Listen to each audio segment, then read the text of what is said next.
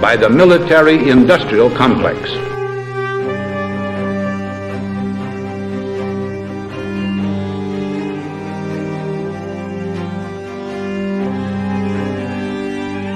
It could be seen to move violently forward, violently forward, violently forward. I'm just a patsy.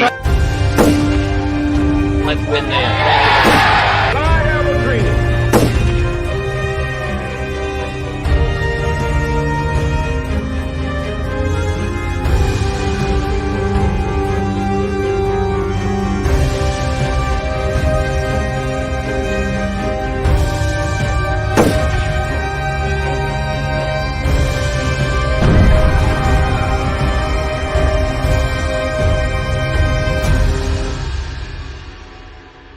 I said this once or twice, but it bears repeating. If you like your current insurance, you will keep your current insurance. You think about the Army and the Navy and the missions they run to protect the world, they run on SAP. Well, you have done a really spectacular job. I guess pretty much everybody at this table is your customer, so Exactly. That's not so bad. Exactly. I want to congratulate Thank you, Mr. President. Thank you.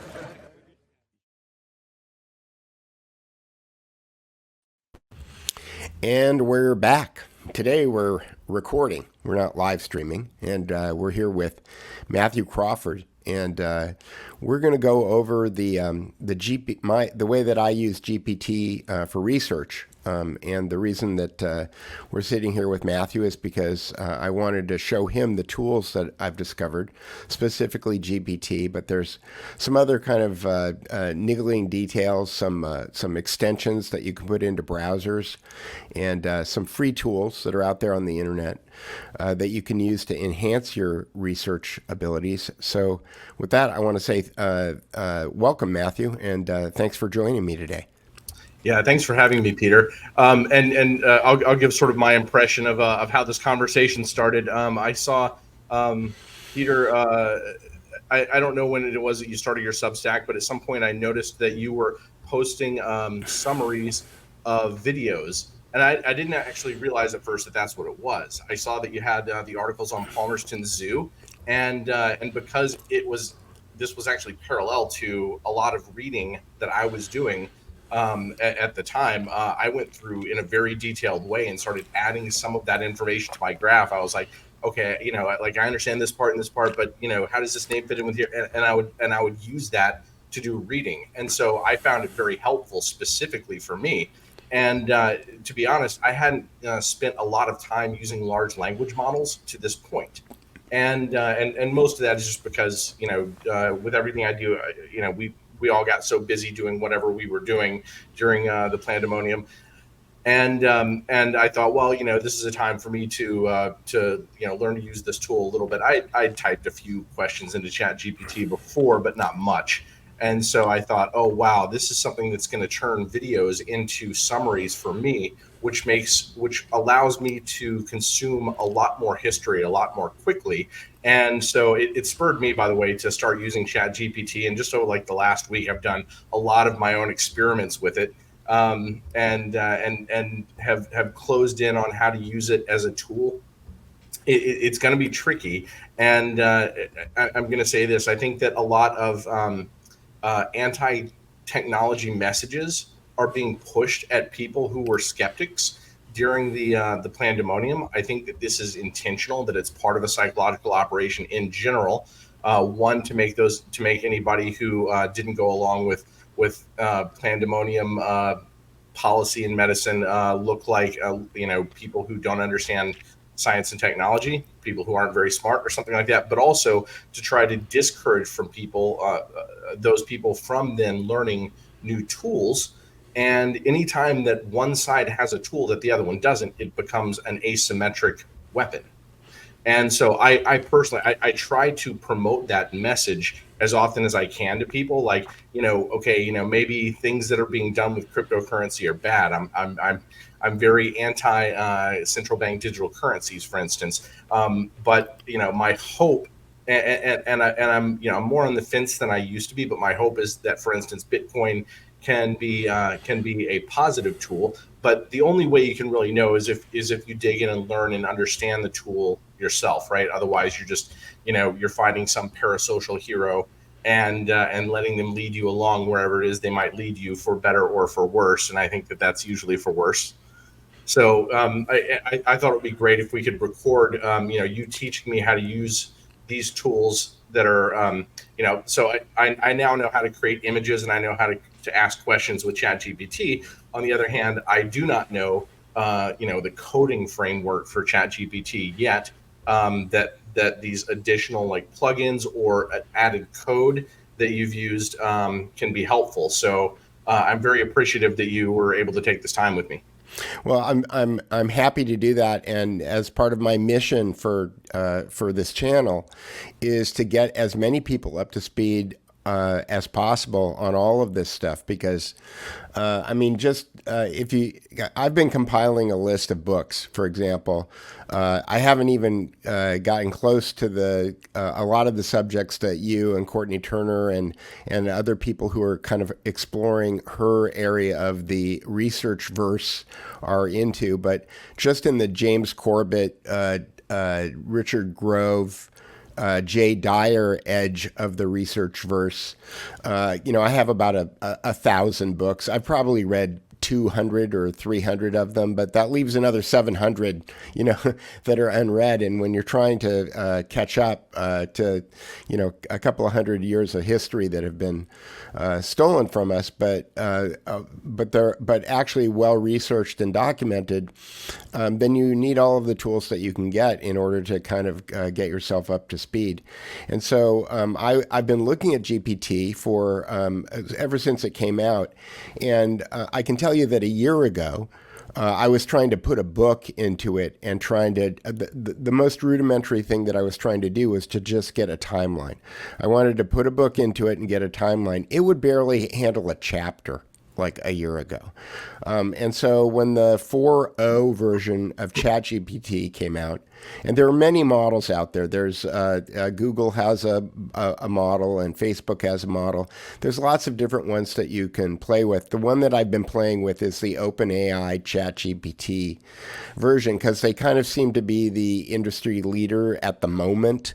But I'm old enough to remember when Netscape was the industry leader, and Netscape doesn't exist anymore, so I'm keeping an open mind about it.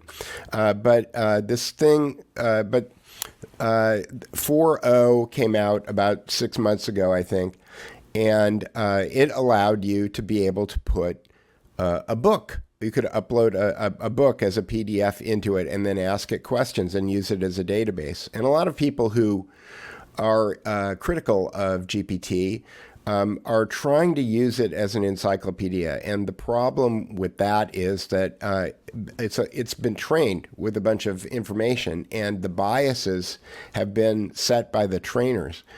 But if you put your own data into it, and then you just use it really as a large language model to manipulate the words that you are giving it, then it's much better. I'm not saying that it's perfect, but it is much better. And the fact is that you can now upload a book to it, and you can do all kinds of things with it that we'll go over today. But you can absolutely generate a timeline, which was like critical to me, because I am always trying to contextualize all of the different history books that I'm reading, and I'm trying to fit the information that I've got into some kind of a calendar so that I can understand where this event happened in relation to this other event. So timelines seem to be a really big an important thing to me. And once I realized I could generate a timeline and I saw all of the things that it could do, I got really excited. But where it started to get really, really interesting is that in the GPT world, and I'll pull up the screen here so that I can show you what I'm talking about. Yeah. And my screen may be a little different looking than other people's screens, and I'll explain that in a second. I have these colored folders on the left side here that at one point were filled with different chats, and for some reason they're empty now. That I'll get into that later.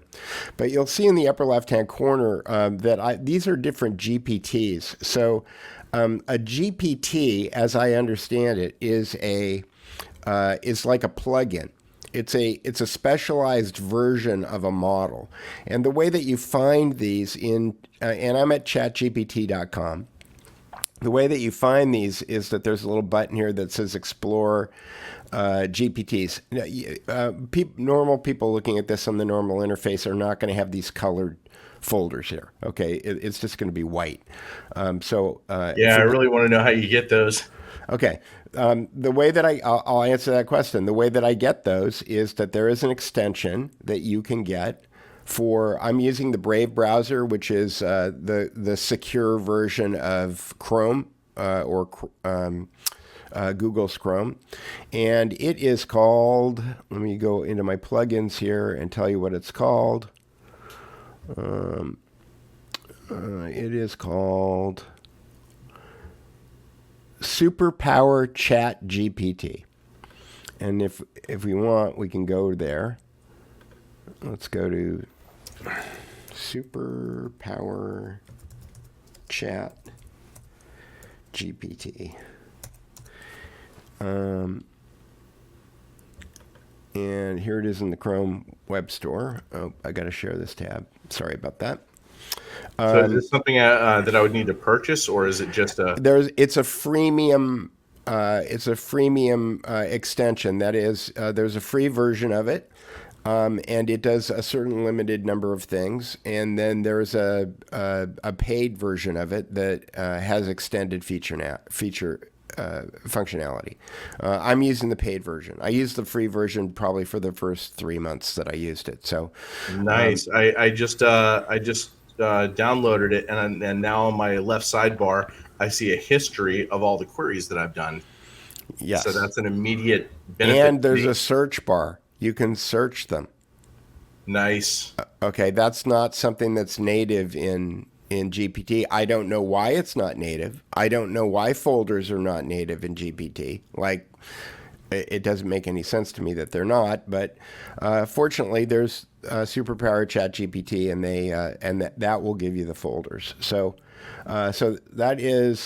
now you've caught up to the look and feel, and you can make those folders any color that you want. And there's all kinds of settings that SuperPower GPT has.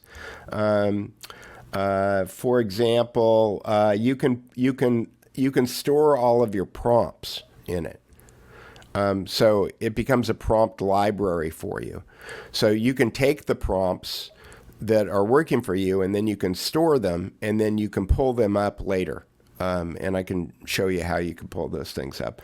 You can also do something called prompt chains. I don't have any set up right now because I had, but I'm in the process of reorganizing this. But a prompt chain is where you have multiple prompts that you want to fire off one after the other. And I have chosen, I did have some prompt chains, and what I did is I put all my prompt chains together, and then I released them on my Substack and on my Buy Me a Coffee as SuperPrompts, because it was just an easier way for me to manage the exact same process. And these prompts that I've got are always in flux a little bit, because you can actually use GPT to rewrite your prompts in order to make them that much better. And it's a little bit of a mind game with yourself, because one of the things that's an issue with GPT is that because it's called Chat GPT, people think of it as, oh, I'm chatting with a person. That's the way that they try to humanize it, right? Because my guess is what they're trying to do is that they're trying to turn, they want people to believe in the new AI God, right? And so the best way to do that is to create a command prompt that acts like a person. The problem with that is that it raises your blood pressure, and it increases your heart rate and all kinds of other things that happen when things don't go exactly the way that you plan them, because you think you're dealing with a person, and you want to grab them and you want to shake them. Yeah, can I stop right there and have an inserted 2-minute discussion of bias? 100%. Okay. One of my very first explorations with ChatGPT was I had heard that multiple members of the Charles Manson family were Scientologists. Do you want to share? Do you want to share your screen at any point? Yeah, I could do that. I'm just giving you the option. That's absolutely. Let's see. Okay.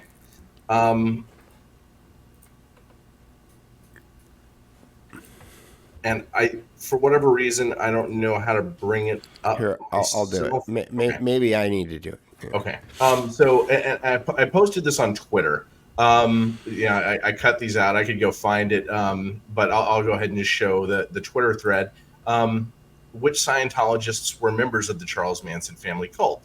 And the first thing it tells me, there are no well-documented cases of Scientologists who are also members of the Charles Manson family. Now, if you and I were having a discussion, if I were having a discussion with another person, somebody who wasn't 100% certain could give an answer with emote how strongly they feel about the answer they're giving. I don't know of any instances a person might say, right? But of course, I knew that this wasn't the whole story. And so here was my next question. Who did Charles Manson send to study Scientology in London? And I knew the answer, a different answer than was given to me here. I did not know that Susan Atkins was also sent to London. I knew another guy named Bruce Davis was. And so I poked that in. So we're already up to multiple members of the Charles Manson family who were sent to London specifically to study Scientology, which is itself interesting because why London, right? Other than the fact that that's where Tavistock is and that's where the city of London is. And there's a lot, and the Manson story looks like there's a lot more than we're led to believe about it. But then I went ahead and asked, other than Manson, who studied Scientology while he was in prison, and then Atkins and Davis, whom he sent to London, weren't there other members of the Manson family? Because I had heard that there were 4, and I didn't know names except Manson and Davis.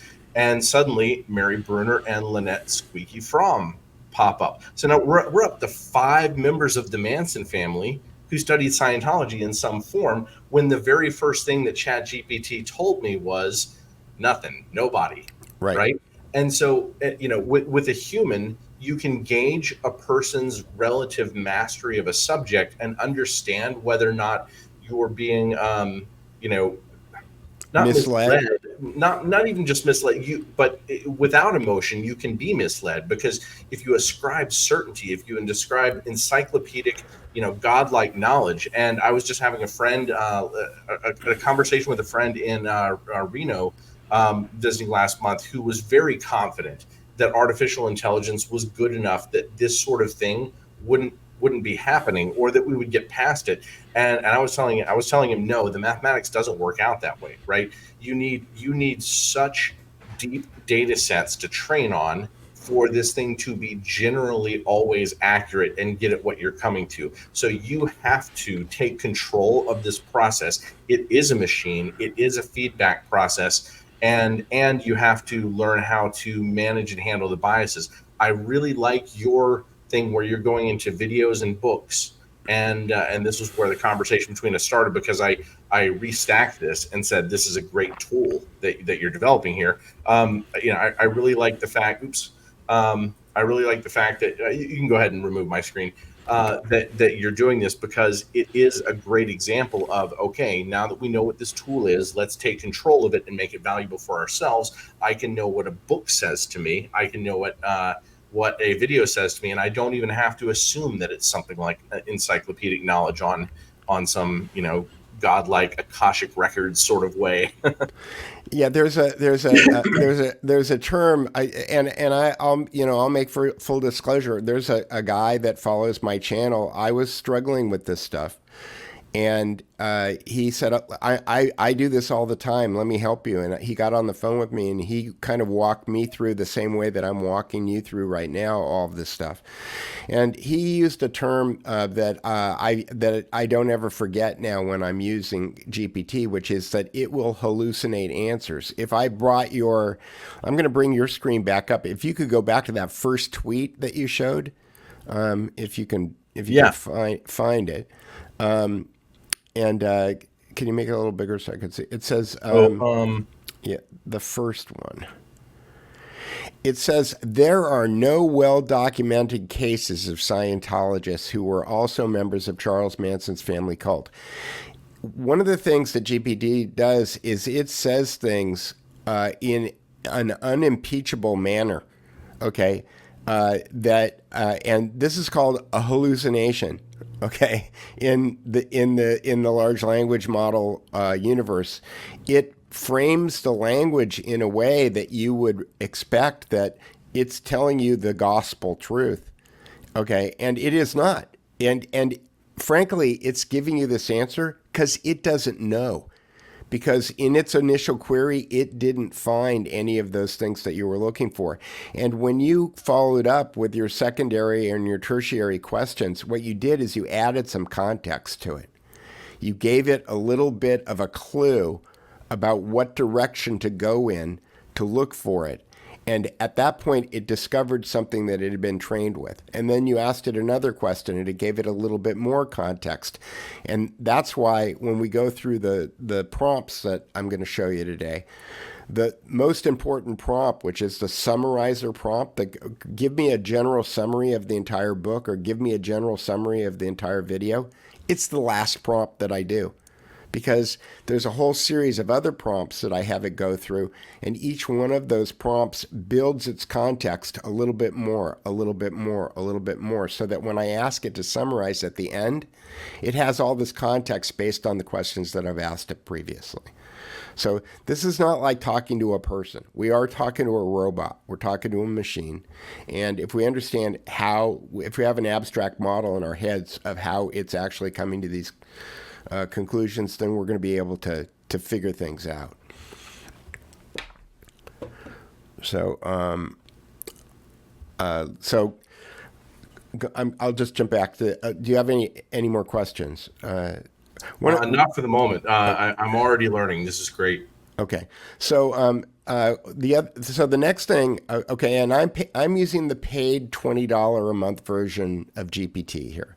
Okay, in the upper left-hand corner, you'll see that there's a pull-down menu, and these are the different models, the different large language models that are available on this paid version of ChatGPT. So GPT 3.5 is the free one that anybody can use. 4 and 4.0 are the paid ones, and then they have new ones. They call O1 Mini, O1 Preview, and GPT 4.0 Mini. The mini ones, I think what they're doing is that they're trying to get them all trained up and ready for like mobile devices and things like that. The mini ones are probably ones that can run on somebody's local computer, right? They're not so huge that they need a massive supercomputer or a massive GPU to run. So they're previewing these mini versions. I just used a regular 4.0 version. The 0.1 preview that's out now, I don't want to go off on a bird walk why I don't love it at this point. But for the purposes of doing the summaries that I'm doing, I'm satisfied. I'm happy with 4.0, and so that's what I'm going to be demonstrating today. So you've got this pull-down menu. The way that I found the Summarizer GPT is that at the bottom of the list on the left side here, normally you just have ChatGPT, and then the next thing is Explore GPTs. And GPTs are specialized versions of ChatGPT that allow you to do different types of tasks specifically. Here's one. The featured ones are for building a Wix website, or one is for SQL optimization. That's a structured query language database thing. There's an image. These are These are the trending ones. These are ones that are by ChatGPT.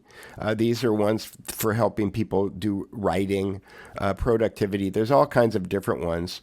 And one of the funny ones that I have, there's a channel that I follow on the internet called Not a Rubicon. And this guy, Randy, who runs this channel, is really funny.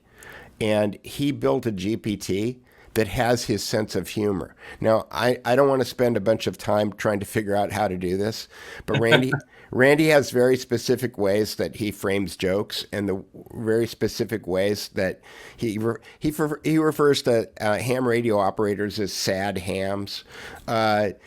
He refers to people who try to troll him in comments as some experts.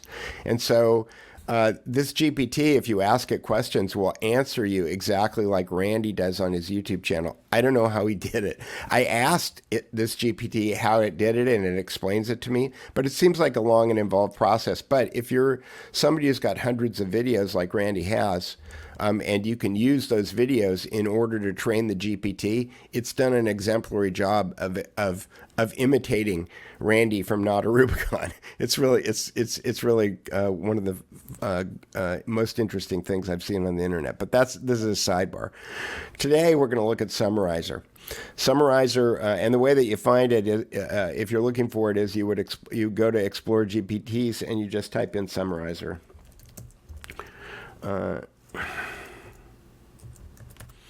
Summarizer, and pick the one with the big green check mark. So the way that you put a book up, and you can do up to 4 books. And just to explain like tokens for a second, okay?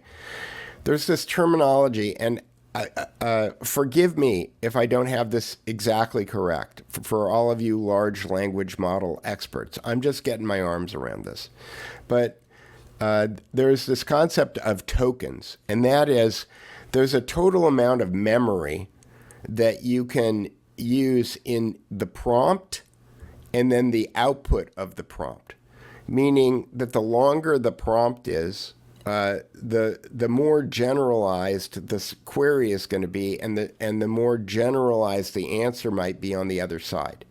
So there's this kind of balance game that you have to play with your prompts and the amount of things that you're asking. For example, the same summarizing prompt on a book that's 400 pages might be much more accurate than the same summarizing prompt that's on a book that's 1,200 pages, because it's generalizing, and it's trying to use, it has a limited amount of tokens, and it's trying to use those tokens in the smartest possible way. And smartest just means the way that it's been programmed.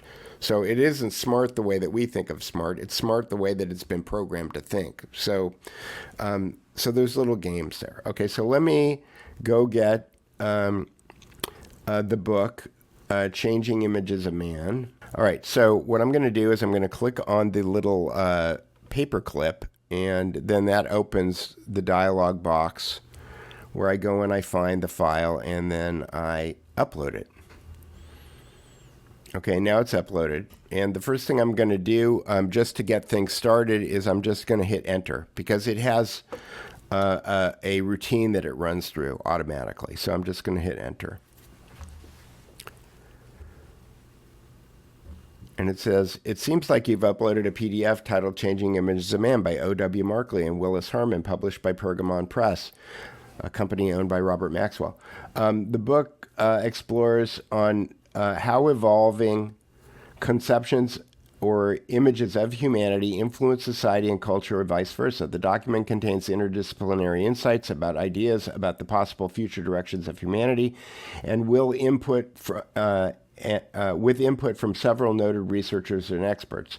And so it just gives you a cursory thing, and it asks you, it gives you a brief overview, and then it asks you if you would like a more detailed summary of specific chapters.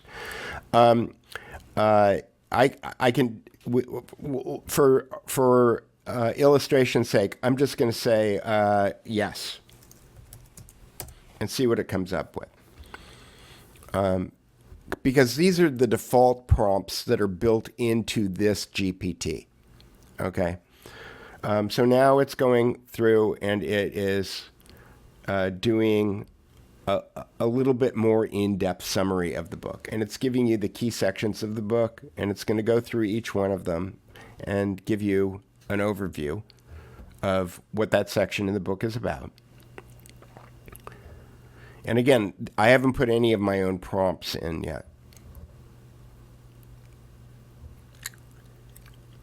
So while this is doing this, I can tell you, it says, would you like more detail on any of these sections? So one of the things that you could do is you could say, give me, I'm just going to pick a section random, the influence of science on the image of man. I'm just going to say section 3. I'm going to say yes, section 3.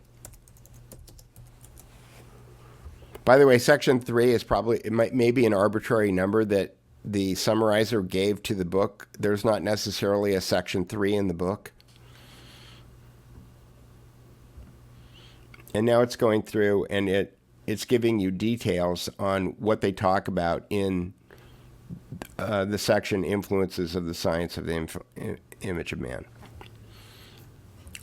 So what I was going to say earlier is that one of the things that is important to understand, and it's part of what you get when you use my prompts, is that it is always comparing what it's looking at. So in this case, it's comparing changing images of man with what it's been trained with, the stuff that it's been trained with. What you'll notice if you pick stuff that is in line with the globalist New World Order is that it almost never changes the context of anything that it's doing. If it's already in line with its training, it's going to give you a straight answer. If you start putting Anthony Sutton or Carol Quigley into it, even though Anthony Sutton is a college professor, Carol Quigley is a college professor, even though they've been published by the Hoover Institute and Macmillan, if they're saying anything that goes against the training, it's going to try to pull you over to the model that it's been trained with, at least with the way that it contextualizes things. So in this case, because changing images of man is pretty much in line with the New World Order, I would say I haven't read this in depth, this summary, because we're doing this video, but my guess is that it's probably pretty accurate. It's probably pretty close to what really was written in the book. So yeah, could you scroll up a little bit? Sure. As I want to tell you something that occurred to me as this was falling out, which I think falling out, I don't know what as the words were appearing on the screen right there. Right. This was fantastic for me. Like, I already feel like I got a lot of the value that I would get from even reading this book. Mm-hmm. Right. And of course, like, I don't want to tell people don't read books and just read summaries. But the fact of the matter is, if you are trying to broaden yourself and you have a pile of 200 books, you may fully read 10 of those books. You may read summaries of 50 of those books and get the most information that you're going to get, do the most learning that you're going to do with that particular stack of books, right? We all have our economic tokens in a sense. Time is finite for each of us. So as this is falling out, after the first like 3-4 numbers, classical science and its limitations, paradigms and transmutation, it got down to one that said biology, maybe at number. Okay, that was the role of biology and psychology. Yeah. And right around that point, I thought, oh, this book is framing things from a cybernetics paradigm. And then I keep scrolling down now. Consciousness research and the rise of human potential. And then boom, number 6 was general systems theory and cybernetics. Right. And it was like, okay, like, wow, that already encapsulates to me that this book is being written for, like this is a good way to explain to somebody that this book is relating a map of a New World Order type of paradigm, especially given that number 5 is parapsychology and psychic research, which is something that weirdly the New World Order people throw into things. And it's a really fascinating conversation as to why they added that to the mix, right? Because you've got all kinds of things that either are science or at least have science aspects, right? Like, psychology. Sometimes people go, "Oh, psychology not a real science. It's a soft science or whatever." No, there are scientific aspects of psychology, and then there are things that are harder to study, using the scientific method, right? But like parapsychology and psychic research, like that's almost entirely, like most everything that's been attempted in science was just nonsense. And so why is it even in there? Which is a very interesting question. Well, to follow up on that question, you can drill down. So I've used the prompt detail. All I've said is detail, and then I cut and pasted 5 parapsychology and psychic research. That way I'm telling the large language model, the thing that you labeled parapsychology and psychic research, I want to know more about. So I'm just going to hit enter, and then we can dig down. Again, and it gets better as you dig deeper. Okay. So 1 is expansion beyond materialism. 2 is challenges to scientific orthodoxy. 3 is case studies and experiments. It talks about the Gansfield experiment, remote viewing, which you know a lot about. 4, consciousness and non-local mind. 5, role of belief and expectations. 6, criticisms and controversies. 7, implications for human potential. And then it always gives you a little conclusion at the end. Usually it's a little cheesy. This section of the book, Changing Images of Man, emphasizes that parapsychology and psychic research, despite their controversial nature, challenge conventional scientific paradigms and open up new possibilities for understanding for human potential, blah, blah, blah.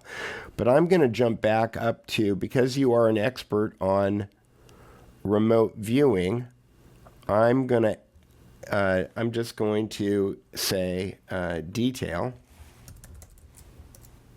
remote viewing, enter. And then it will give you the juice on what the book is talking about remote viewing.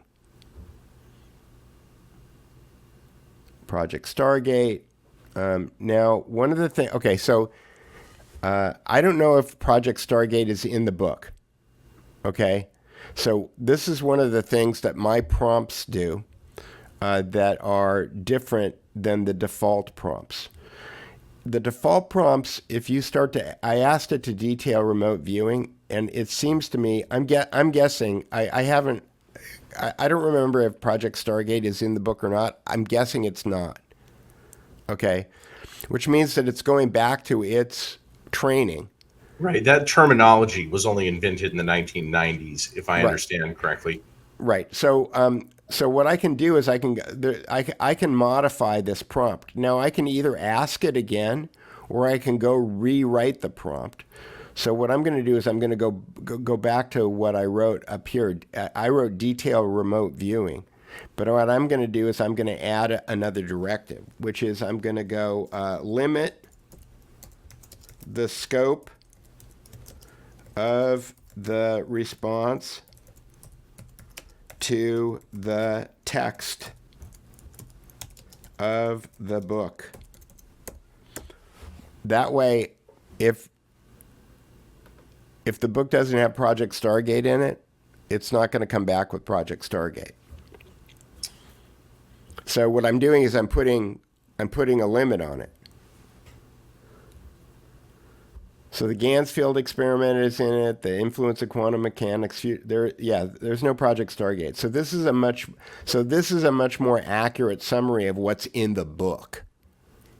This is a great example of how you have to be careful when you're doing these things, because it will go back to its training if you don't tell it not to. So a lot of the directives that I've put in the prompts that I've written are negative prompts. They're don't do this, don't do that, because if you don't limit the scope of your question to the document that you're asking it questions about, and it's got training that can enhance whatever the answer is, it will try to enhance it. It will try to make it better by going back to what it's been trained with. Does that make sense? So now, if you'd like, I can go. When was this book published? Well, let me ask.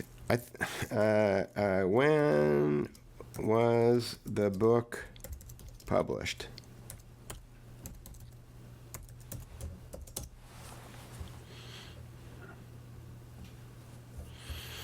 $1982.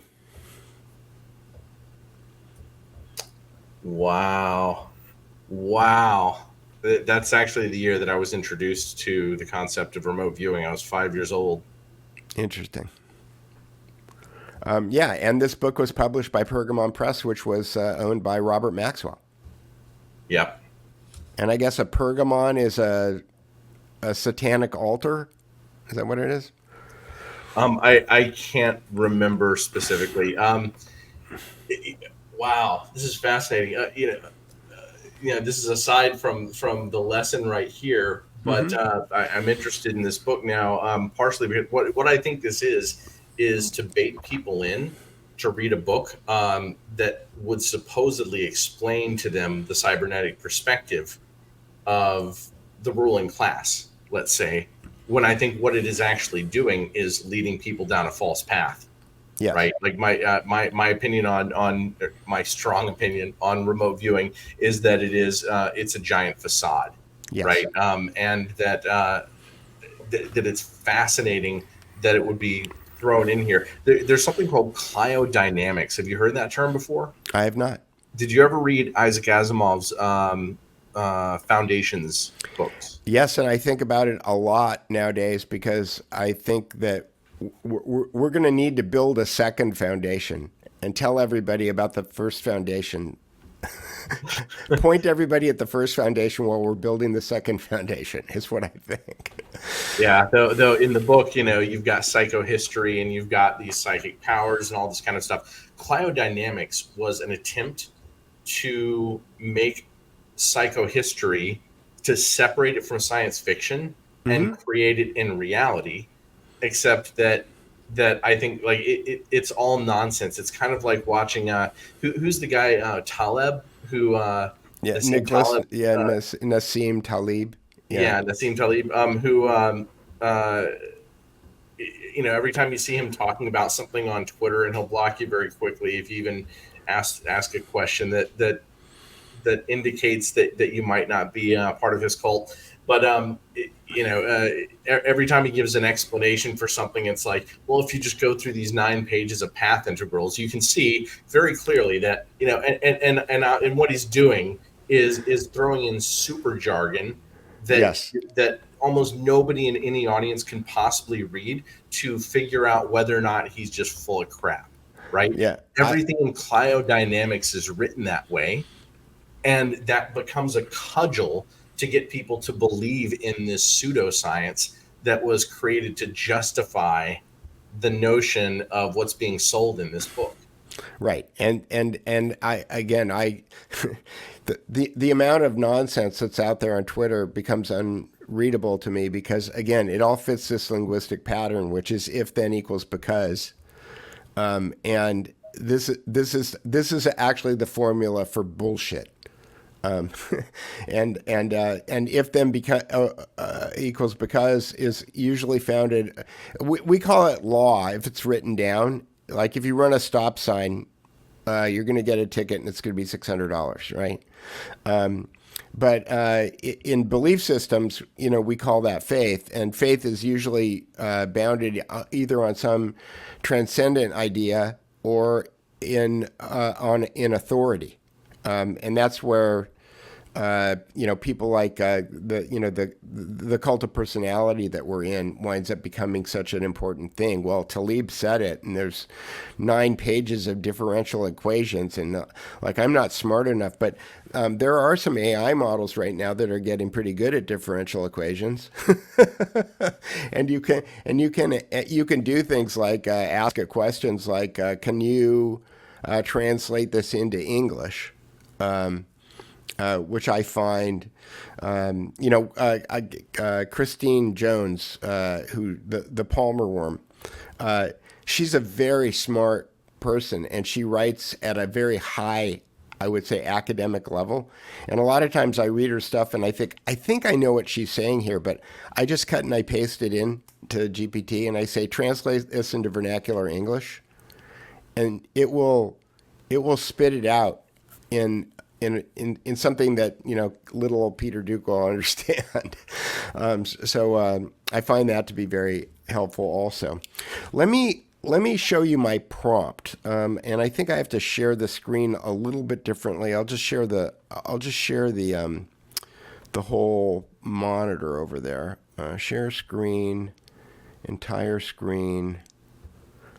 Here we go. I'll just share the whole monitor. So I use a tool that is called Obsidian. And the reason I use Obsidian primarily is because Obsidian is a markdown editor. And when you get your results back from GPT, let me see if I can. When you get your results back, down here there's a little copy and paste icon. And if you click on that, if you've got the Super GPT, it gives you a little menu and it gives you choices, okay, of what you can do. But the default view when you click on that is copy markdown. Markdown is the original internet formatting. It's the oldest form of formatting that was invented for computers, because when computers were originally invented, they didn't have bold and italic. They didn't have the ability to link anything. And so there's a way of putting asterisks and underscores and things like that around plain old text in order to format it. And that's called Markdown. And so Markdown is the native output of GPT. And so the reason that I'm using, the reason I started using Obsidian was because you can take that markdown, and let me show you, I just copied whatever it is that I clicked on. And I'm going to create a new note here, and I'll just paste it. And you can see that the formatting is maintained. And that's because it's taken that markdown and pasted it in there. Let me go find Apple Notes, and I will show you what it looks like if I paste the same thing into Apple Notes. You'll see that it's got the, here you've got the bolded and indented numbers. In Apple Notes, the numbers are not indented, and instead of bolded, you've got these stars on either side of the things that are bolded. Do you see that? Connection to other psychic abilities is bolded. But in this, it's just got 2 stars at the beginning and 2 stars at the end. And that's how it would look if you edit a wiki page.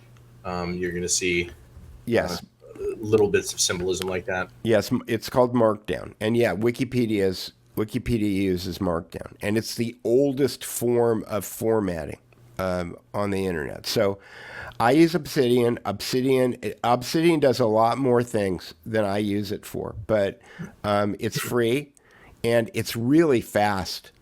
Like, because it's not trying to interpret a bunch of things like Word or some other Apple Pages. It's really, really fast. Like, there's no delay in anything. And so what I'm going to do is I'm going to go into my for changing images of man. I have a template that I use. I'm going to get rid of quotes here. Quotes don't work well.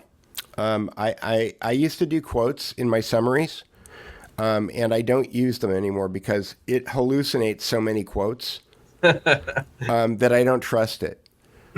So if I'm looking for a quote, I may ask GPT, find the section in the book where the author talks about this and give me the page number, and then I'll go find it. But if I ask it for a quote, it might make it up.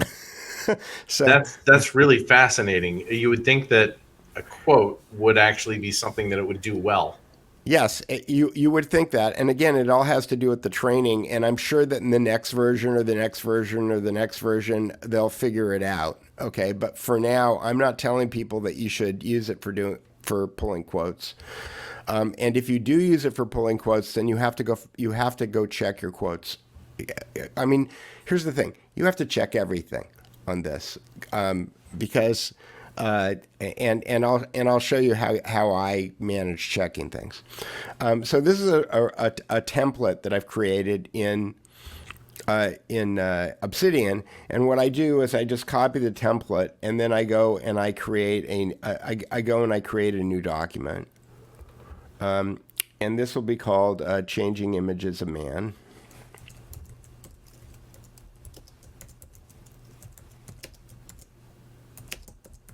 And I'm going to give it example.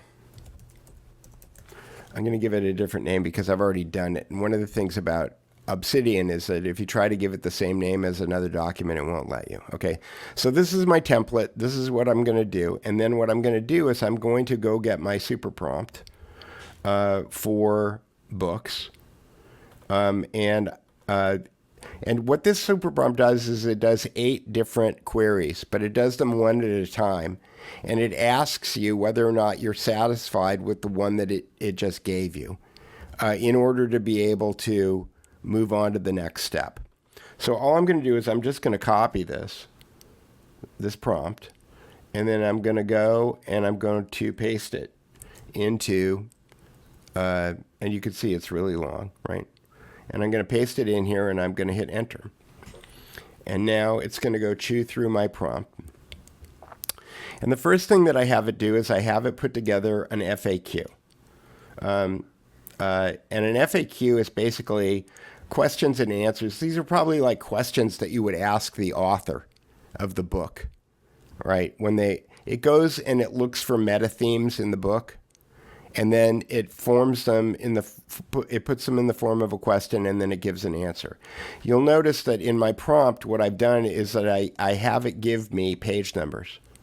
Now, the page numbers are always going to be referenced to the PDF. So if the PDF is a scan of a book and there are page numbers on the bottom of each page, these page numbers will be accurate.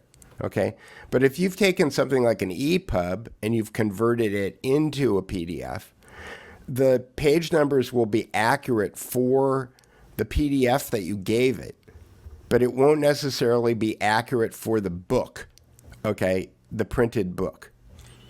So this is where you have to, this is where you have to be a little circumspect about what it is that you're getting back, because I put these page numbers in here so that I can refer back to the PDF that I uploaded to it. Does that make sense? Okay. So what I'll do is I will copy the markdown, and then I will go to Obsidian, and I will go to the document that I just created, and I will go under FAQ, and I will just paste it in there.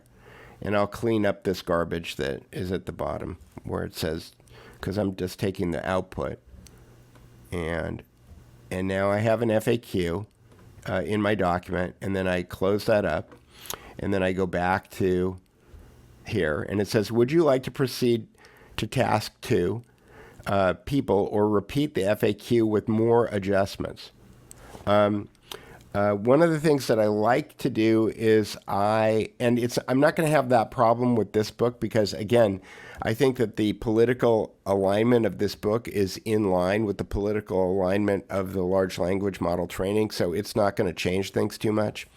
But a lot of times what I'm doing is I'm looking for phrases like the author says, or the document says, things like that. It doesn't speak with authority.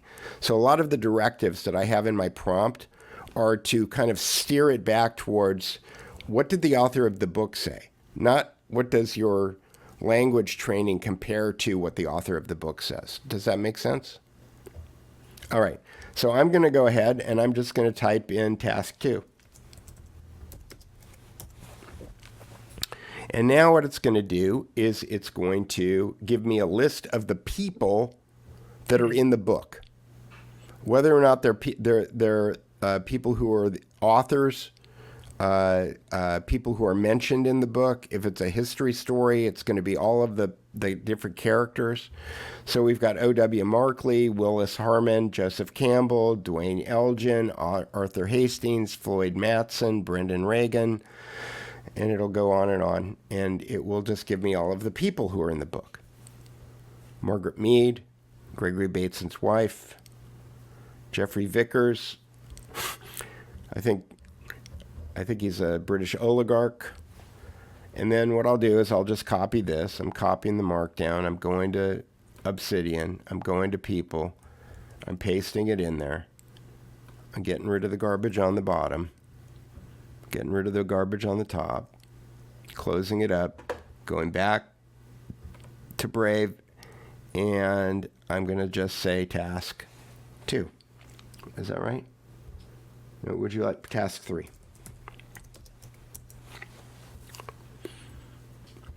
Task 3 goes and creates a comprehensive list of all the organizations that are in the book. The Institute of Noetic Studies, the RAND Corporation, Esalen Institute, U.S. Government, Stargate Project. Now, Stargate Project, okay. We already asked it about Stargate Project, okay? It says, do you prefer, yeah, adjustments. I'm going to say, yeah, stick to the book's text. We already went over Stargate. It's not in the book.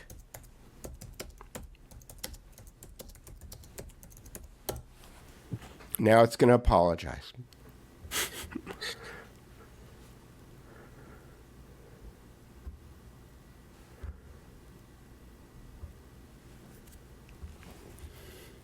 Oh, it didn't apologize. Usually it apologizes.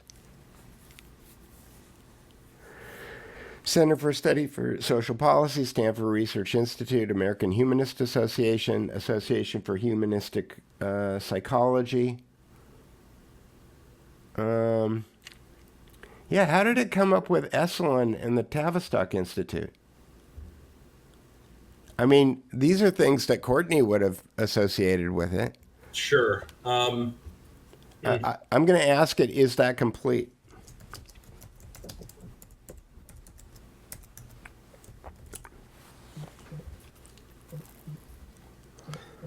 Yeah, this is a little like my having to prompt multiple times for ChatGPT to come up with 5 members of the Manson family who studied Scientology. Hang on one second. All right, here we go. Where am I? I don't know what I was doing. All right, we're going to go back to the next task. Task 4. Would you like to proceed to task 4? Yeah, task 4. Here we go.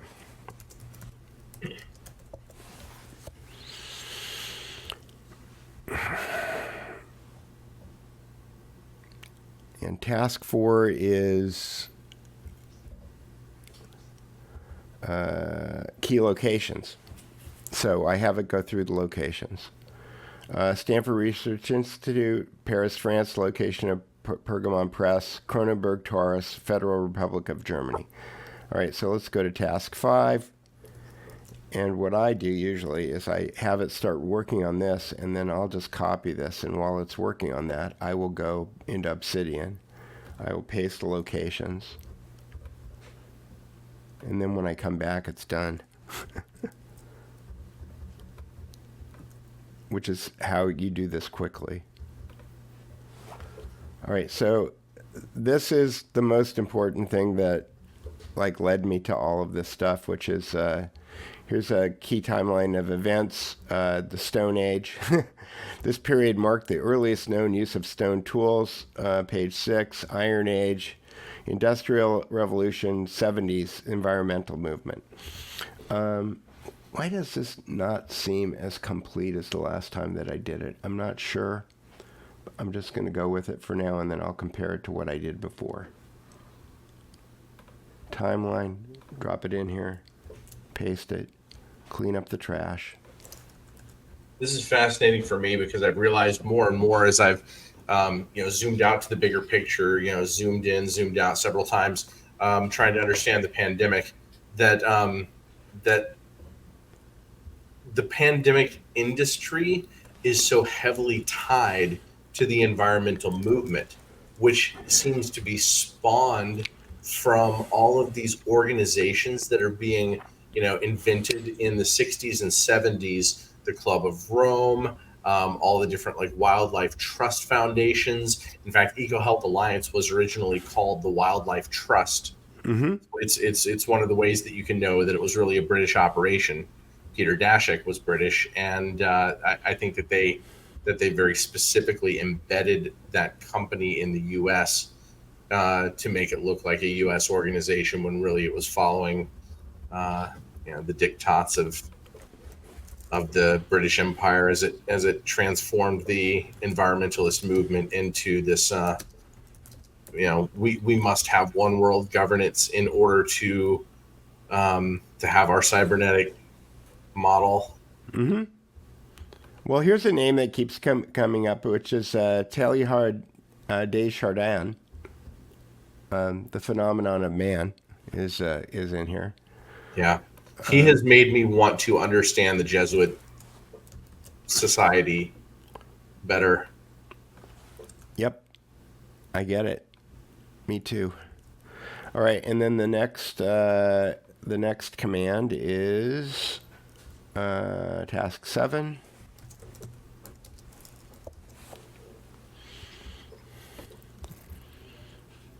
And task 7 is a glossary. This is something that I made up. I just it wasn't part of the original Summarizer prompts, but I thought, well, I'd like a glossary. And sometimes the glossary overlaps. Sometimes the organizations and the locations overlap. But it's interesting because if it may have an organization show up as a location and as an organization, but the context is different in the description that it gives.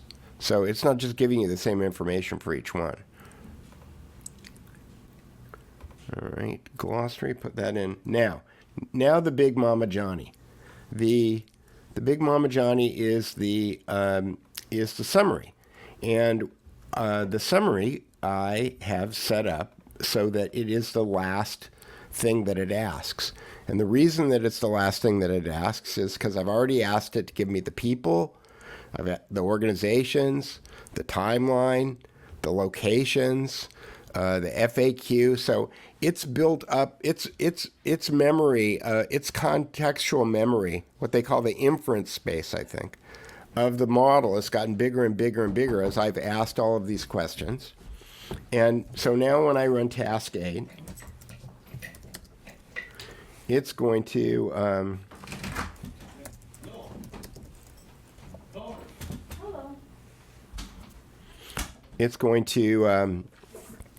run through, and it's going to do a much better job. Now, if you ever want to test this, what you could do is you can just run the Summarizer prompt at the beginning before you ask it all these questions, and then you can run it again after you've asked it all these questions, and you can see how comprehensive the summary is that you get back for the book.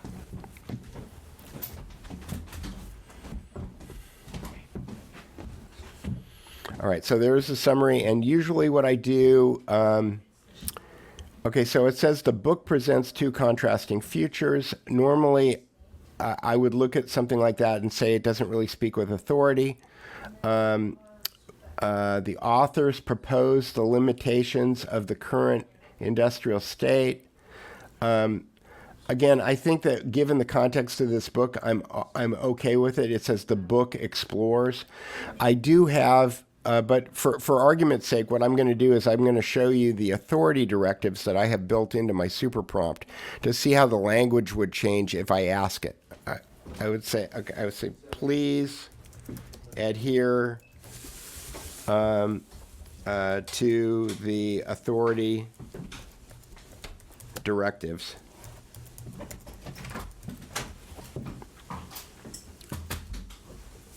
And now it's gonna change the voice that it presents the information in.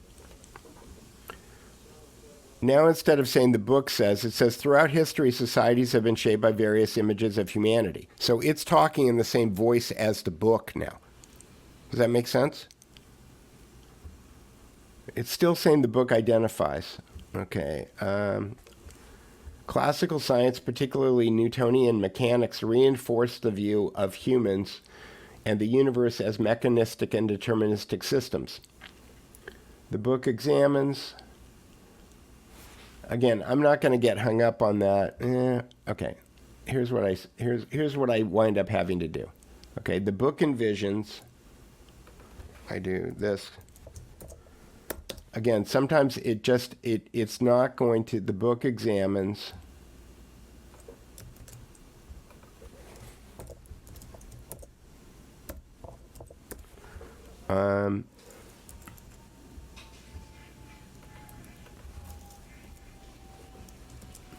And then what else did it say? The book identifies. Okay.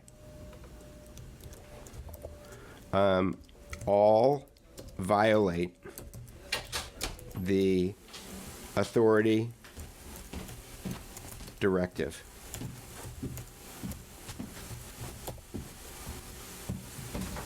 Now it'll go fix it.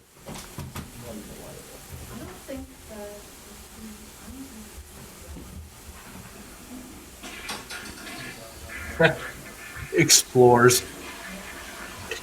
delves into.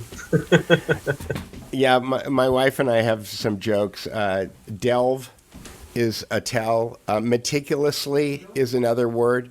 And then it always usually does something in the second or third paragraph from the end where it does a comparator, where it says, it's not only a this, but it's a that, or it doesn't just mean this, but it really means that. It does that a lot. Okay, so instead of saying the book says there's two possible futures, it now says there are two possible futures. One where the technological industrial model persists, leading to potential ecological and societal collapse, and another where the society undergoes an evolutionary transformation. Of course, I recognize this as a false dichotomy or a dialectic, but that's what they're doing. Okay, so again, this is the last thing that I do. I copy I copy it with the Markdown. I go back to Obsidian. I was just sorry. I went to. I was thinking about how ChatGPT would help frame psychological operations, and I got caught in a tangent thinking about that. Yeah, it probably already has. And I can give you an example of that. Because, here, let me jump back to this thing for a second, the if then equals because frame. So if I go to Twitter, I'll get rid of this, add this to the stage. If I go to Twitter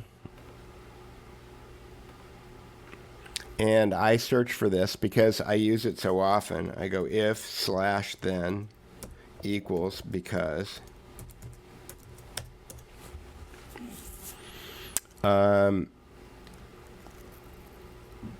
Maybe I need to put it in quotes. Let me see.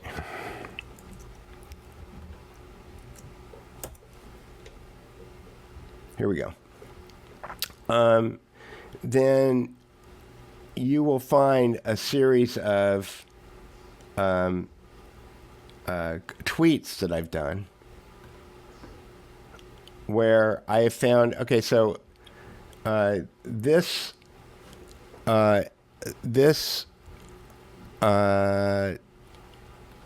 linguistic formulation, if then equals because, matches this tweet from the Council on Foreign Relations. It says, if Israel does not take this opportunity to secure new leadership in Gaza to replace Hamas, it will forfeit the current advantage and end the war in defeat. Okay, so I have a prompt that I've set up in as a macro on my iPhone, and what I can do is I can take this. If you can recognize this structure, if you recognize this structure in this tweet, then what you can do is you can go to GPT, and I'm going to go to regular old GPT here, Chat GPT, and I have a prompt that I have saved as a macro, and I'm going to type cause star boom, and this tweet, the format of this tweet, which I call an if then equals because, in linguistic terminology, is referred to as a cause-effect complex equivalency. Again, I think that's a much... Oh, I got to switch. Hang on. I think cause-effect complex equivalency is too hard for most people to remember, which is why I call it an if then equals because, but it's basically the same thing. I'm using the linguistic terminology that ChatGPT understands because ChatGPT has been programmed with neurolinguistic programming. It understands a cause-effect complex equivalency always has 14 different linguistic responses that are available to it. And so what I've done is I've written this prompt: take the following cause-effect complex equivalency and render the 14 sleight-of-mouth responses. Respond in plain text with no special formatting, blah, blah, blah, blah. So what I do is I take the tweet from the Council on Foreign Relations, and I just paste it in here, in quotes. I got to make sure that my formatting is correct. And then I hit reply. And then it gives me the 14 ways to redefine the argument that the Council on Foreign Relations just made. Now, what a psychological operator might do is pick one of those, modify it slightly, and then answer somebody if that they were trying to engage on the internet in some kind of a back and forth argument about it, right?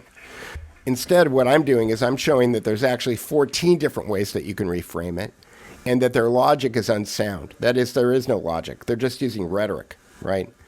And if you can demonstrate that they're just using rhetoric, then you can start to question whether or not what it is that they're saying is true, or whether or not it's just being designed in order to manipulate you. Which, in most cases, that's what's happening.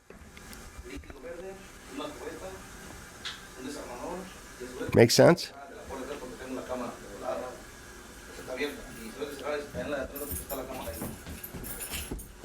Take the following cause-effect complex equivalency and render the 14 sleight-of-mouth responses. Respond in plain text with no special formatting, blah, blah, blah, blah. So anyway, I can do this all day long. You can, and once you learn to recognize this pattern, once you learn to recognize if then equals because, like, so much of Twitter just becomes noise. Like, it's ridiculous. I have to say, I apparently think more like Matthew Ehret does about this. You mentioned, or at least from what you explained to me, you didn't like the phrase complex. What is it? Cause-effect complex equivalency. Cause-effect complex equivalency. And I'm starting to see why it's named that, right? What it is you've got with one sentence, you can be asserting so much that would have to be like written out in terms of logical statements. Mm-hmm. It would actually take a little bit of time to write it all out, and inserted in there in different places might be like false assumptions, and that's what you told me, like Matthew Ehret calls an axiom.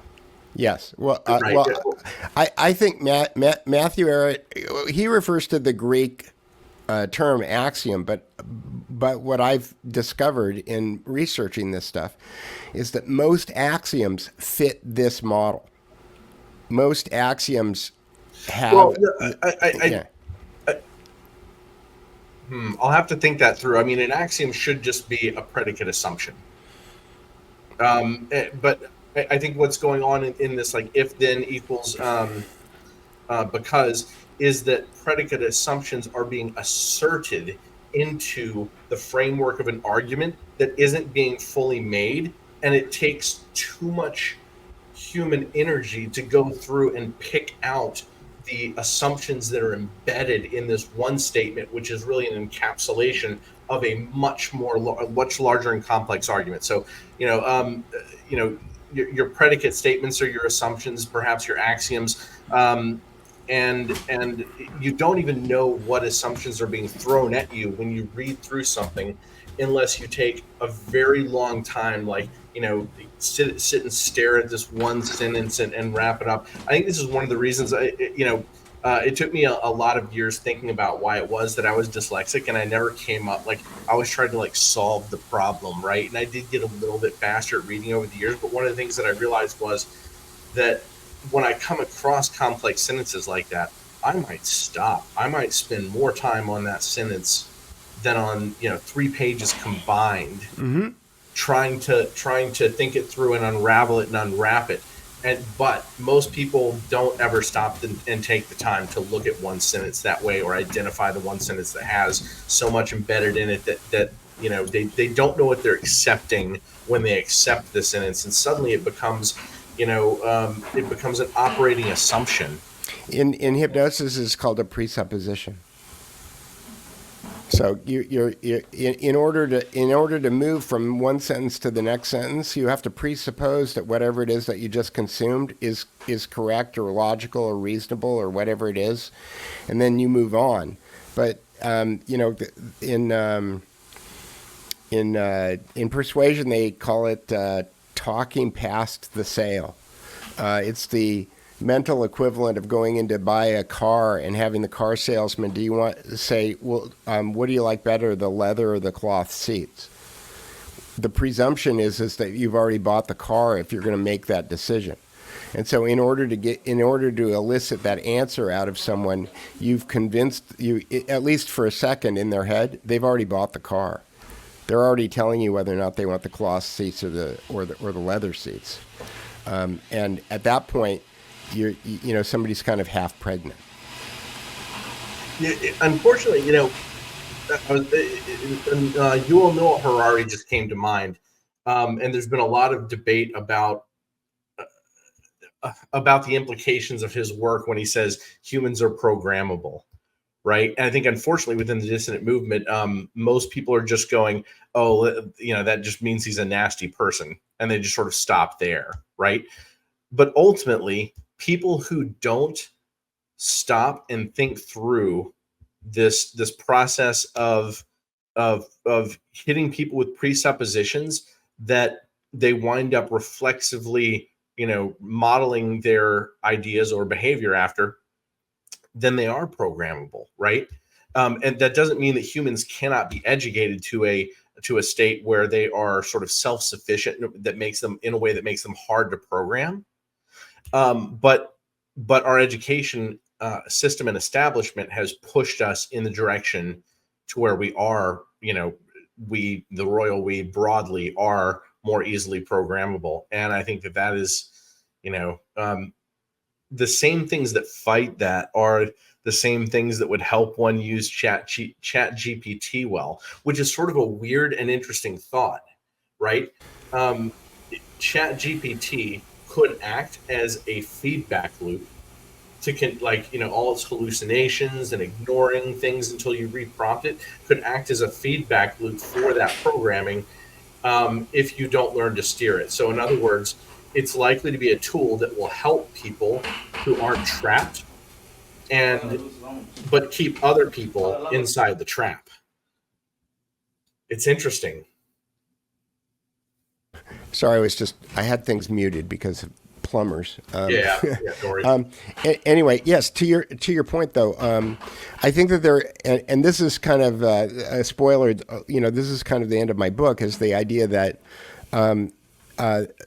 Harari is correct in a population that has been stripped of its critical thinking skills. And to your point, one of the things that I think that GPT is good at, if you can really understand how to craft these prompts and how to judge whatever the responses are that you're getting back from it, is that it does enhance your critical thinking skills. Just recognizing that pattern, just recognizing the if then equals because pattern, engages you in a you described that that you had a hard time reading because you would get to that one sentence and you would get stuck. You weren't stuck. You were using your critical thinking skills. You were looking at the at the complex equivalency and trying to tease out, well, how did they get from A to Z there? Because I can't connect those dots. It's the process of trying to figure out how to connect those dots where you engage your logos, where you engage the part of your critical thinking skills that have been systematically stripped from us. And again, linguistically, I think if you take a look at the Prussian education system, okay, and all of the things that have been foisted on us by Rhodes Scholars and Skull and Bones education, that it almost all involves taking the logos, taking the what Matthew calls the creative energy of somebody, or the quest for looking for beauty in the solution to problems, and it replaces it with this axiomatic if then equals because logic that or lack of logic, reasons, let's just call them reasons, that are, it's not reason, but it's reasons, right? Why this means this. Well, it doesn't always mean that, What about the roads? The libertarians always say, if we didn't have taxes, what about the roads? Well, that's a complex equivalency, right? There's probably lots of ways that we could have roads and not have the same government that we have now. But in fact, linguistically, there's 14 different ways, right? So anyway, I'm blathering. Is there the one other thing that I wanted to show you was a video. And if you want how I process a video. And I don't know if there's a video that's on YouTube that you want me to process. Shrinking fast. It's from a channel that I like on YouTube called Real Life Lore. And I don't always agree with all of it, but it's got detailed information, so I can always, make my decisions on where I... All right. So here we go. So here's this video that you want to do. All right. And you will notice there's two ways to do this. There's one way that I prefer, and I'll show you both ways.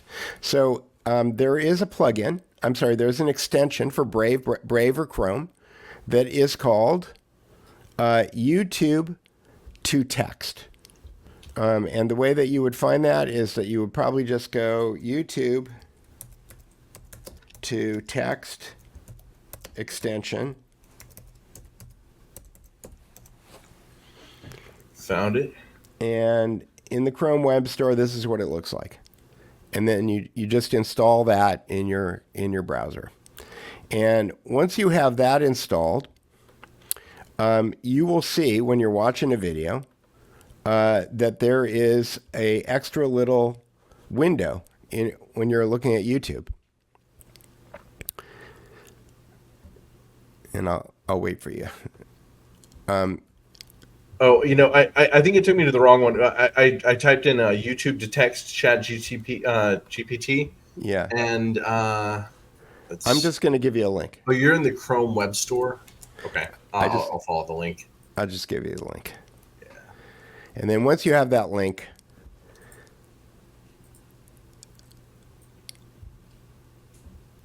then you'll have this window. There's an alternate. While you're doing that, I'm going to show everybody the alternate way that I do this. And the alternate way that I do this is that I have a website that I go to that is called Tactic. TACTIQ.io, and it's a free YouTube transcript generator. Now, the reason that I like this is my preferred way to do this. It doesn't always work, but if you look at the YouTube to text extension, the granularity here is 30 seconds. So it gives you a timestamp of 00 at the beginning here, and then the next timestamp is 30 seconds. Okay, if I take this URL and I paste it into Tactique, this doesn't always work, but it usually works. It takes a few seconds. Then you'll see that the granularity is every second or two. Okay, so either way this will work, but if you're trying to get accurate timestamps, the more accurate that the more granular that the transcript that you have is, the more accurate the timestamps that you're going to get. So what you could do is you can copy this transcript. Either way, you can either in YouTube to text, there's a little icon that you click here, and if you click that icon, it will copy the entire transcript of the YouTube video onto the clipboard of your computer. Likewise, if I do it here, it will do it in Tactique, and then what I do is I go to I'll open a new Summarizer window, and I will paste in the transcript. Boom.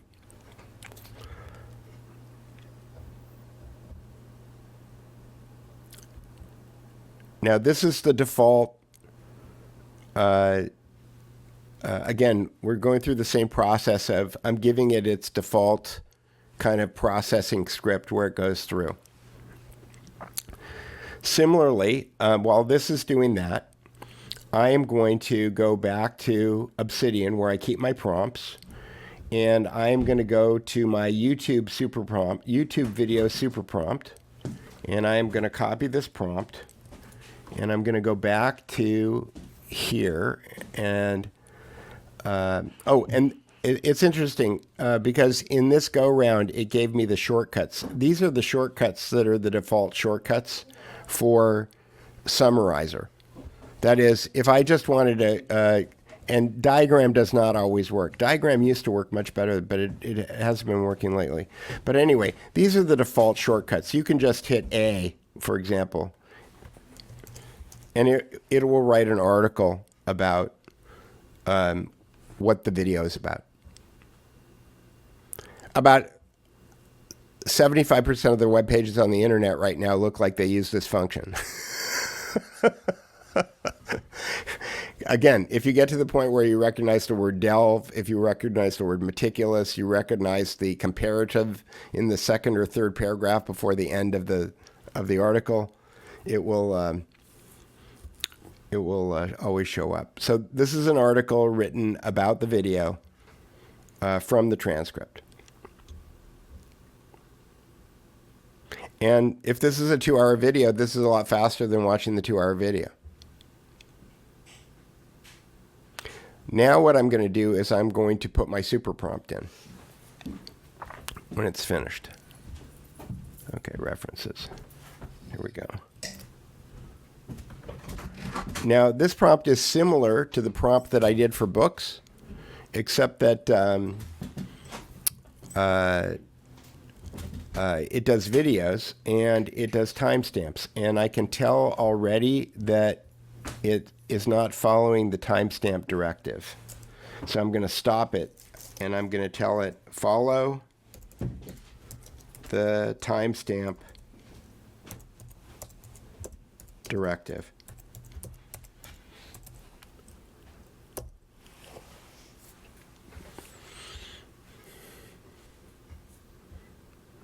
No, it's broken. The markdown is broken.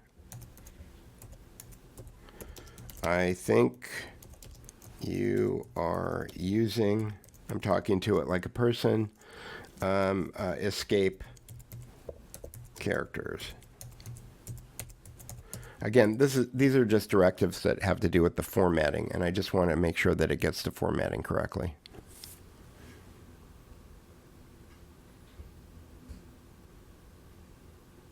Boom. Now it's right. See, because that's a clickable link. Oh, that's really nice that it gives you those clickable links within the summary. Yes.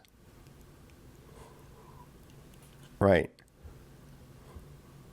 I can immediately see how this might make some articles that I write easier. You know, even if I'm ignoring all the text, just knowing where to point people. Yes. Right? But I'm probably not ignoring all the text. You know, I'm probably it's probably, you know, I probably have, you know, my 5 things in mind, but I may notice 2 more.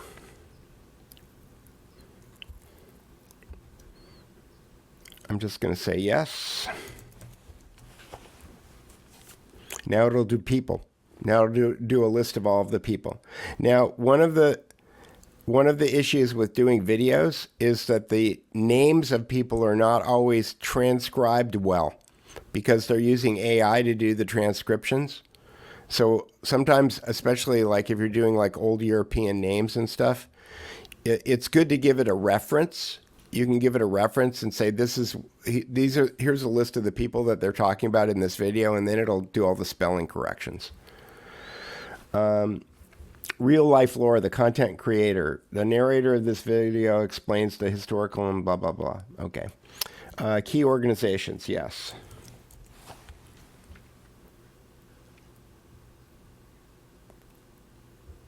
So this is why it's important.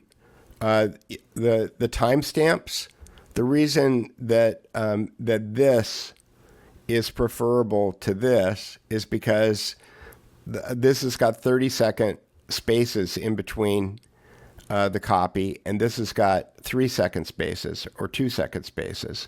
So the accuracy of these timestamps is going to be better with the more granularity that you have on the transcription that you're giving it. Does that make sense? Yes, key locations.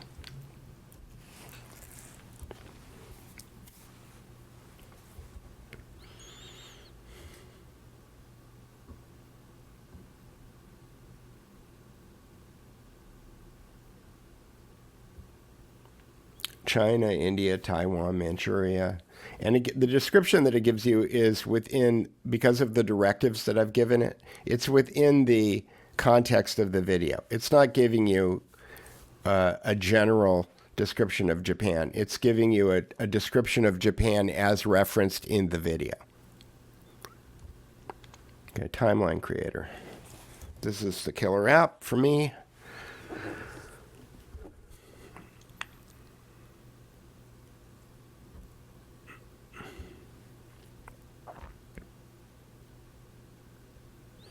(1911, 1931, 1949, 1950, 51, 59, 61, blah, blah, blah, blah. And timestamps.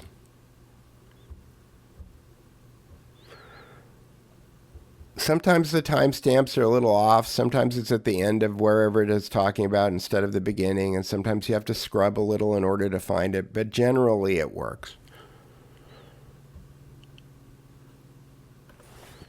Yes, bibliography. I don't know if he talked about any books.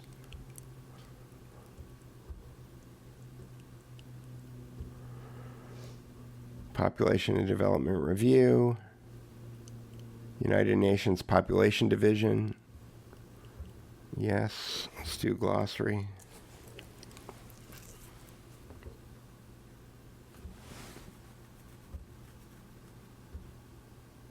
One-child policy, old age dependency ratio, Great Chinese Famine, People's Liberation Army,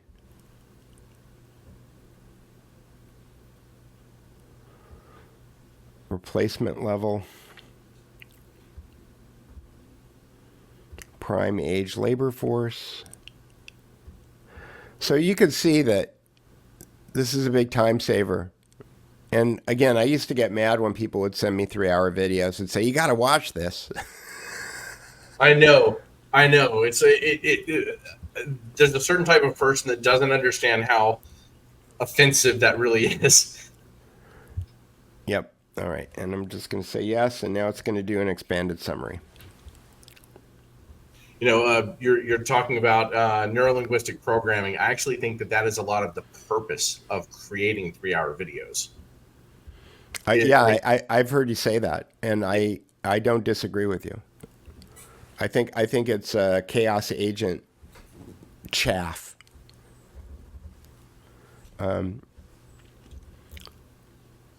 So this is going through, and this is just summarizing the video.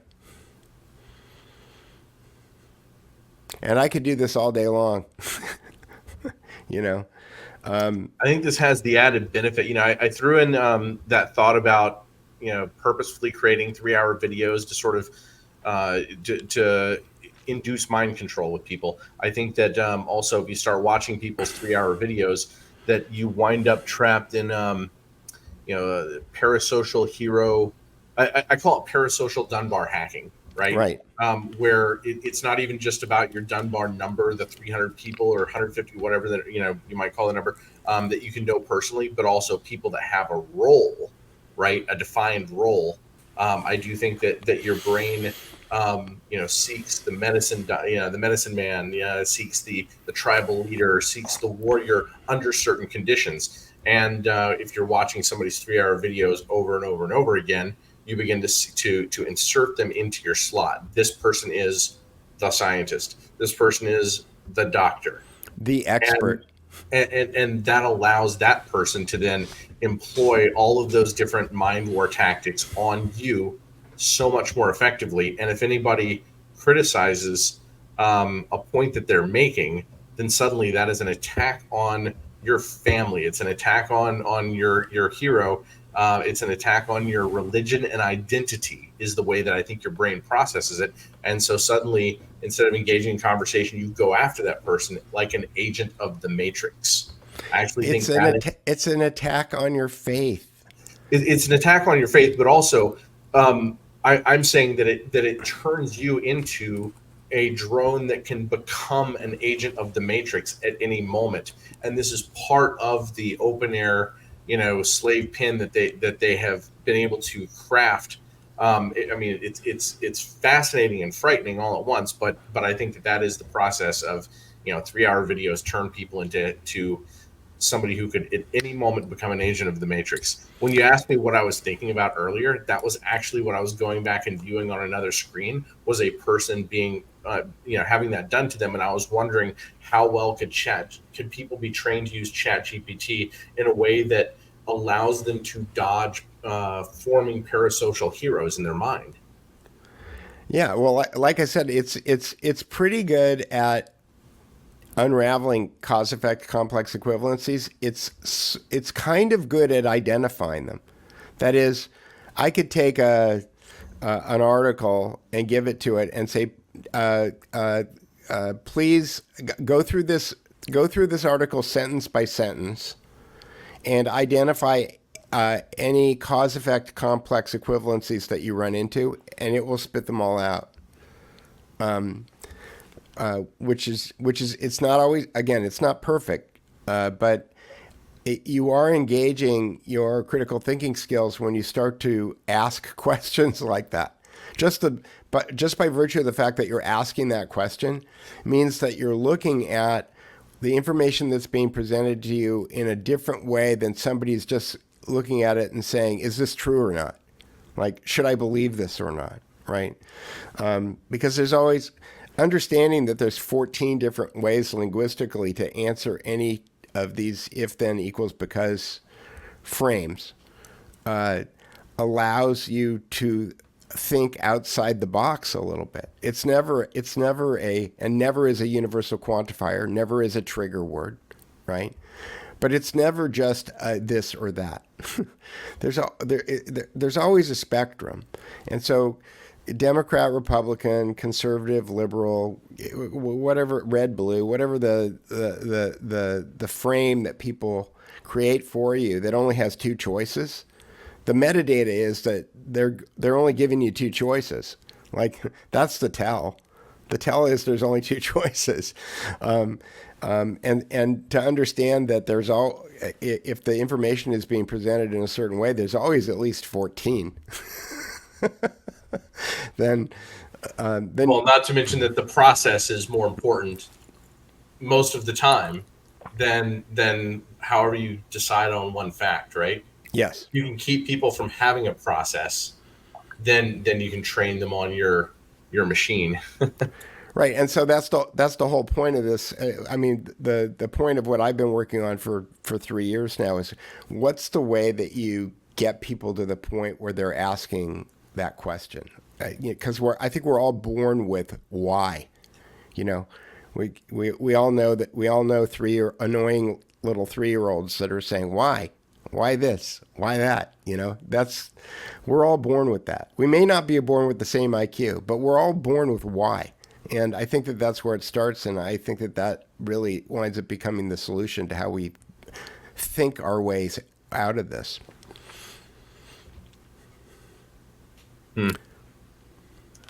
Well, I'm going to have to run pretty soon, but in fact, this is probably a time to wind down, unless there's anything specific that you want to mention about these tools. And thank you so much. I'm going to rewatch this video again myself. Especially since my intention was to be putting my hands on it while you were going, and for whatever reason, ChatGPT wasn't cooperating with me. We can, you know, with the plumbers and everything, if you want to, I'm happy to do it again. Okay. I don't think that'll be necessary. Okay. We've definitely walked through enough, and I can see how these tools are installed now. And I can, I mean, this is only something I'm going to learn if I play with it myself, right? I mean, that's true for anybody.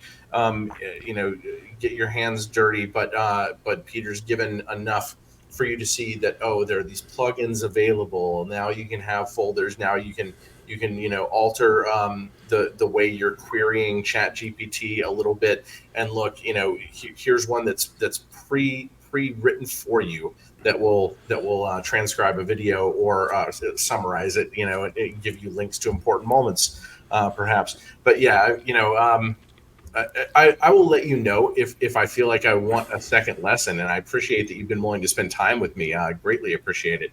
But I think putting my hands on it myself is the next step.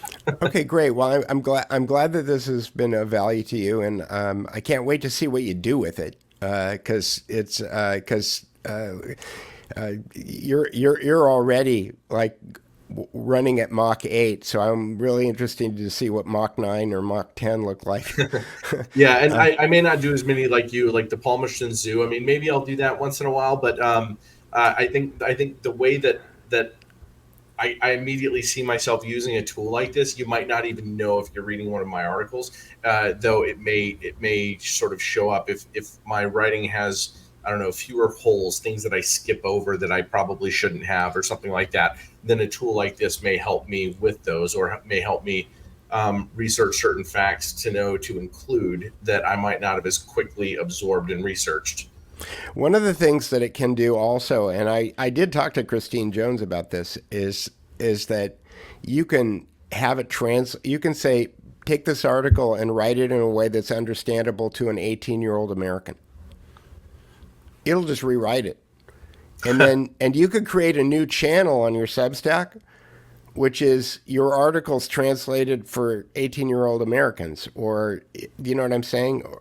How to explain these concepts to children. You can say how, if you get below a certain age, it makes everything into a video game reference. So you have to specifically say, don't use video game references, because it wants to make everything into a video game. But right. It's really good at that.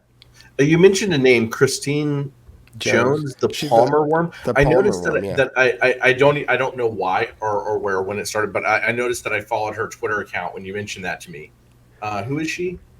She's somebody who she specializes in education and pedagogy, and she has uncovered a bunch of stuff. I'm not sure how much of it is that new to me, but it was obviously really new to her when she discovered it. She's very enthusiastic. Okay, then I'm almost sure education. That would be the reason that I Right, followed her. but she writes at a really high level. She writes at a grad student level, and I think that if you want to attract a bigger audience, you need to write at the level of your audience, because if you're writing at that grad student level, you're limiting the scope of the number of people that you can communicate with. Yeah, and I've been trying to decide like what portion of this I should change. This is an interesting conversation on its own.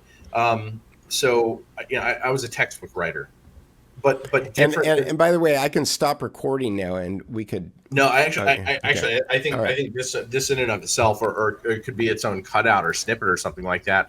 Okay.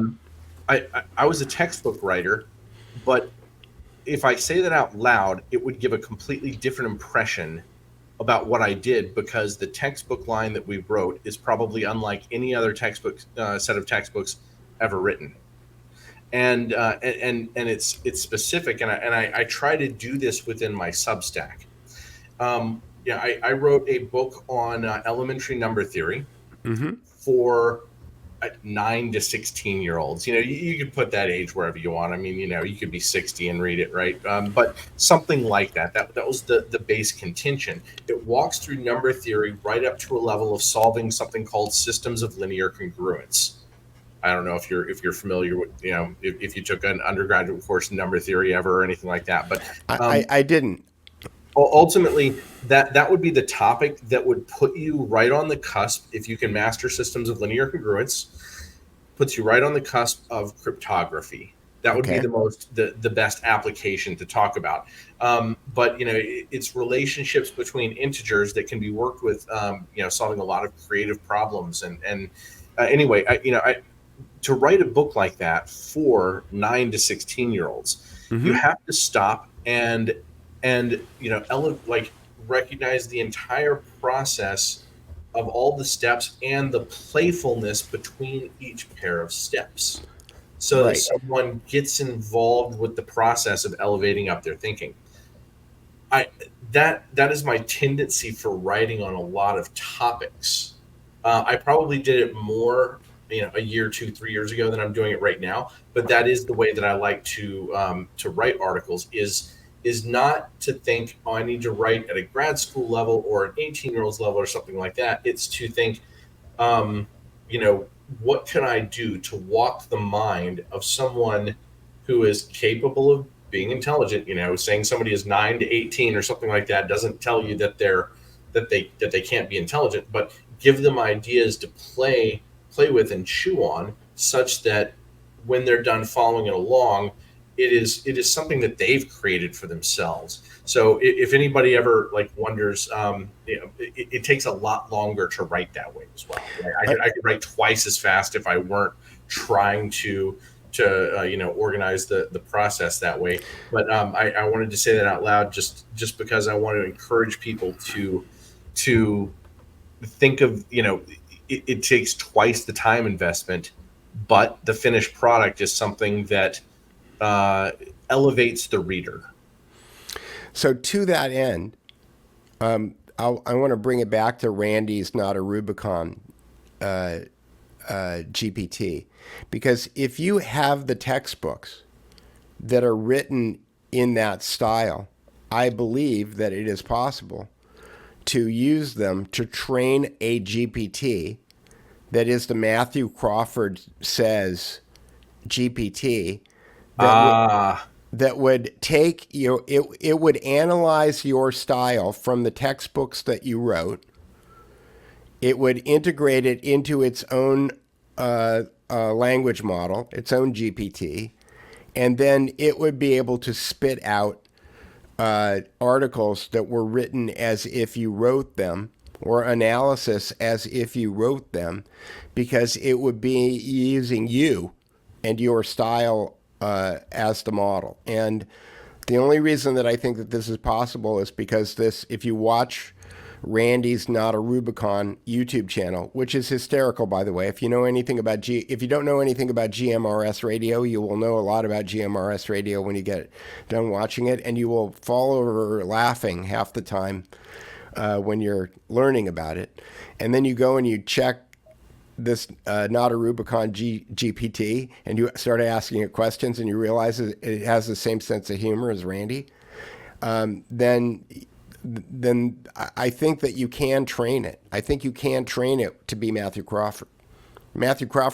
Because Mathew Crawford owns all that Mathew Crawford intellectual property, then it's completely legit for Mathew Crawford to create that stuff. So that's my closing thought. Interesting. I that may be a little bit. It's interesting. You seem pretty confident with this stuff already. I don't know how long you've been using ChatGPT, but I'm wondering to myself, like, how long will it take before I become confident enough that I might try? I think I've been good at it for about 3 months. Okay, and you've been good at it for 3 months, but you started when? I started a year ago, but I would try to do something and I would get frustrated and I would put it down for a month, and then I would try something else and I would get frustrated and then 4.0 came out. And when 4.0 came out and then Summarizer came out, when those two things came out, then everything changed. It's like, oh, okay, this is really good. Cool. Yeah. Well, thanks for helping me level up more quickly today. You're welcome, and hopefully for the people watching this, it'll help you level up too. And you can get more if you go to thedukereport.com. No, you can go to thedukereport.com and you can click on the Substack button, or you can go to thedukereport.substack.com and you can find these super prompts that I'm always updating them, and I'm pushing out new ones all the time. So that's where you find out more about this stuff. And with that, thank you, Mathew. And I'll talk to you again soon. Thank you. All right. Bye.